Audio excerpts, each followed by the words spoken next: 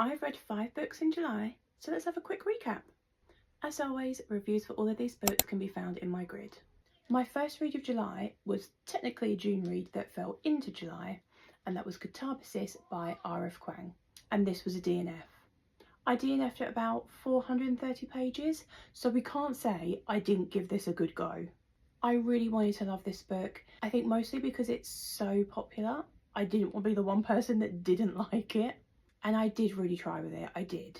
But ultimately, it was starting to feel like quite hard work. I was getting a bit exhausted, and I was genuinely worried that this might put me into a reading slump. So I decided to put it down and read something that I thought I might enjoy a little bit more. Book 2 for July was It Could Have Been Her by Lisa Jewell. If you know me, you know Lisa Jewell is an auto-buy author for me. She could write the phone book and I would read it. So you best believe I pounced on this the moment it arrived. I ended up rating this 3.5 stars. It was a really good, solid read, but it was a little bit more slow paced and not quite as twisty and turny as I like from my thrillers and that I'm used to from a Lisa Jewell thriller. But even though it wasn't quite what I was expecting, I still flew through this. I literally read 300 pages in one sitting, which is unheard of for me. Book 3 was Apprentice to the Villain by Hannah Nicole Mehra, and I gave this 4 stars. So it's a really fun follow-on from Assistant to the Villain, which I read about 2 months ago, I think. This honestly had me giggling, literally kicking my feet at points, and it was all round just such a good time.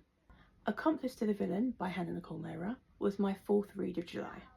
I gave this one 4.5 stars. I went straight into this. There was absolutely no way I was going to wait to read this, especially not with book 2 coming out next week.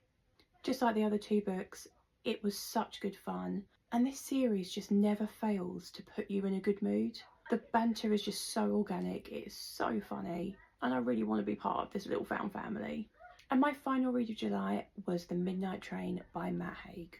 The Midnight Library is one of my all-time favourite books, so I was thrilled to be back in this universe. Even though this isn't a direct sequel, there is a quite strong connection to The Midnight Library, and honestly, I was so happy when that became apparent. I gave this one 4 stars.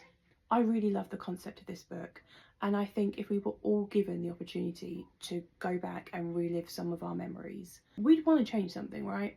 So you can totally get behind Wilbur, our main character, in wanting to try and interact with his past self and influence the decisions he makes.